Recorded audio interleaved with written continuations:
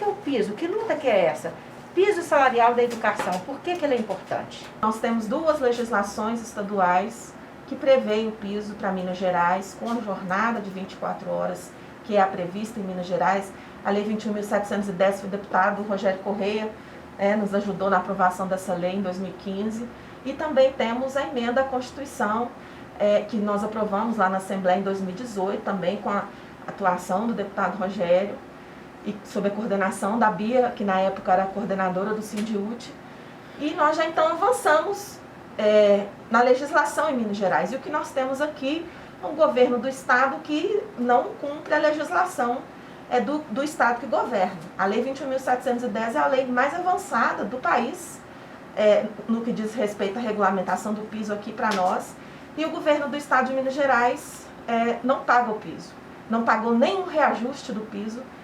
Este governo não pagou nenhum reajuste do piso, que é fixado todo mês de janeiro por uma portaria que prevista em lei, né, Rogério? Não é nenhuma invenção de nada.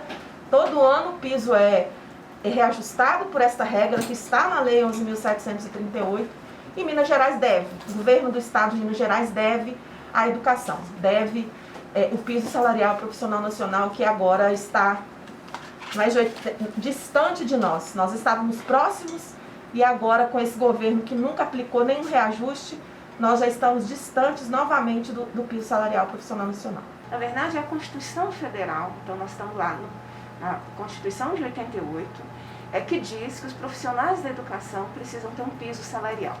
O piso salarial faz parte da identidade de uma categoria. Então, se você olhar através dos conselhos regionais, as diversas categorias têm seus pisos salariais, também tem suas jornadas estabelecidas em legislação e a formação mínima exigida para aquela categoria. Então, nada mais é do que você ter uma identidade enquanto categoria profissional. Então, essa luta ela vem da Constituição. A Constituição delega, então, ao Estado brasileiro a regulamentação de um piso para trazer exatamente essa identidade enquanto categoria. O Brasil fez isso com muito atraso, só de 1988, foi em 2008, durante a gestão do presidente Lula, que então é sancionada a lei federal que estabelece o piso salarial profissional nacional, com uma vinculação dos recursos à educação, né? Então nós temos aí uma vinculação. Que vinculação é essa? Toda vez que aumenta recursos que são repassados ao Estado via Fundeb, esse mesmo aumento de recursos se materializa nos reajustes do piso. Isso foi feito como uma forma gradativa do Estado brasileiro pagar sua dívida com essa categoria tão importante, né? Ninguém que está nos escutando vai achar que a educação não é importante, ela é muito importante. Então, como é que você materializa isso? Então, a legislação federal do piso, lá de 2008, vai trazer essa regulamentação da Constituição Federal. Estados e municípios, eles se negam a fazer essa valorização. Então, lá em 2008, essa legislação federal ela foi judicializada, porque alguns governadores questionaram a constitucionalidade dela, o que foi vencido em 2011.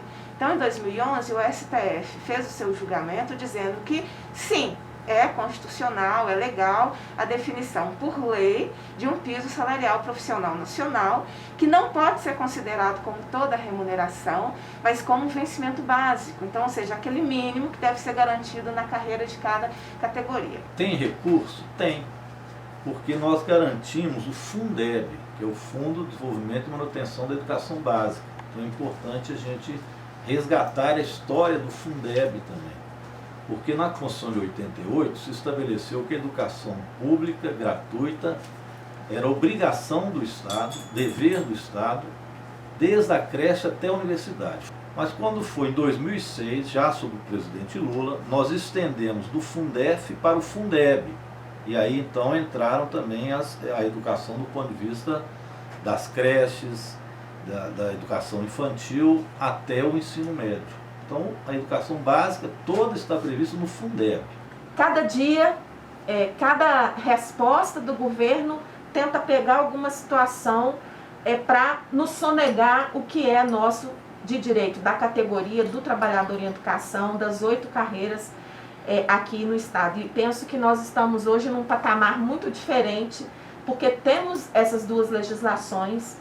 E o que nos falta é escolha, né, Rogério? O governo escolhe não pagar. Ele escolhe não pagar o piso. Os recursos existem. O ano passado e todos os anos anteriores, sempre a denúncia que nós, e também o mandato da Bia, o mandato do Rogério, fazendo sobre a má utilização dos recursos da educação, os recursos que são vinculados. No final de 2021, o governo teve que admitir, né? Fez aquela utilização de recursos, o rateio de forma equivocada, rebaixada, mas falou durante o ano inteiro de que os recursos não eram suficientes e no final teve que admitir, né? Teve que admitir, graças à movimentação do sindicato da categoria, do mandato da Bia lá na Assembleia, teve que admitir, teve que fazer a contragosto esse rateio. Então é fundamental, queria que a Bia comentasse um pouco isso também. Da má utilização dos recursos, né, da má utilização dos recursos que vem do Fundeb e que vem todo mês. Então não é uma situação que ficou lá em 2021. Nós estamos denunciando isso há muito tempo e todos os meses os recursos vêm para Minas Gerais, porque, né, de acordo com as matrículas, e o governo pega os recursos da educação e usa para fazer outras despesas. Nós temos tido a oportunidade agora, com o mandato e presidência da Comissão de Educação, Ciência e Tecnologia, promover cotidianamente discussões e avaliações e tornando pública as questões do orçamento e da sua não execução. E o governo tem recursos, porque ele faz um grande contingenciamento, sabe, deputado Rogério, professora Denise, ele terminou 2021 com um saldo bancário de mais de 3 bilhões de reais de recursos do Fundeb. Então ele contingencia, quem vai contingenciar, ele não investe, ele não faz a política de remuneração correta, de carreira correta, e guarda o recurso para utilizar de acordo com a sua conveniência. Isso é errado. Exatamente por isso, o Tribunal de Contas do Estado já foi provocado, porque é o Tribunal de Contas que analisa as contas do governador. Você não pode ter um governador fora da lei, que os órgãos de controle e de fiscalização dele não digam nada. Na Assembleia Legislativa, nós temos feito cotidianamente esse papel e esse trabalho. Agora, quem analisa as contas do governador precisa identificar essa manobra que ele tem feito contábil e a não execução da Constituição do Estado. O que acontece com um governador que não cumpre a Constituição do Estado? Porque nós estamos diante disso, de um governador, um governo, né, que não cumpre a Constituição do Estado. E olha a contradição, Rogério. A categoria está muito revoltada por uma decisão do governo de aplicar uma interpretação da Lei Complementar 173, que vai excluir todo um período de efetivo trabalho dos servidores do Estado da concessão de direitos. O governo argumenta que essa é uma decisão do STF, é uma lei complementar e que não há nada a fazer. Isso já está divulgado, a categoria da educação está muito revoltada, porque ela está vendo a retirada de um direito dela de uma forma extremamente desrespeitosa. Aí eu fiquei pensando, mas se a lei complementar é 173, se a lei complementar 173 vale para o governo do Estado retirar direito com uma votação do Supremo Tribunal Federal, como que uma Constituição do Estado, no seu artigo 201A, junto com a Lei Estadual 21.710, junto com a Lei Federal 11.738, junto também com uma decisão do STF, que já julgou a constitucionalidade do piso, como é que não vale? É uma lei que disse que não poderia haver nenhum reajuste para servidor público durante a pandemia. Então, até dezembro do ano passado não poderia ter reajuste. Isso é o que a lei dizia.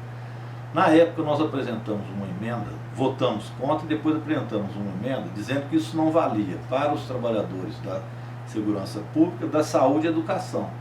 Conseguimos aprovar isso na Câmara e no Senado, portanto, permitindo que estes setores tivessem os reajustes normais.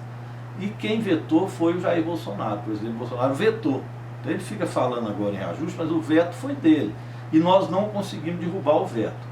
Mas isso não significa que, no caso da educação, fique proibido ou rateio, ou reajuste, ou pagamento do piso. O Tribunal de Contas do Estado soltou uma nota muito clara com isso, né, Bia? Nós estivemos, inclusive, conversando no Tribunal de Contas com o ministro responsável, né? Conselheiro Cláudio Terral. Conselheiro Cláudio Terrão. E também junto com o Durval Ângelo. E eles tanto colocaram claro, existe uma nota técnica dizendo, olha, o governador tem obrigação, não só pode, como tem obrigação de manter o pagamento do piso, de fazer rateio ou reajuste. A gente precisa impor a nossa pauta. Então, a nossa pauta, que é o que a gente trabalha na Assembleia, o deputado federal Rogério trabalha na Câmara dos Deputados, é a valorização da educação que passa pelo cumprimento da legislação do piso. Ponto. Não precisa inventar roda, pessoal, não precisa de muita coisa, é cumprir o que tem, que nós teremos aí um avanço importantíssimo na educação. Vale lembrar, além de toda a legislação que nós citamos, Minas Gerais tem um plano estadual de educação, que é uma lei estadual, que foi amplamente debatido com a sociedade mineira, com diversos segmentos, pais, estudantes, movimentos, todo mundo que quis participou. Em 2018, a Assembleia Legislativa aprovou um plano para os próximos 10 anos em relação à educação.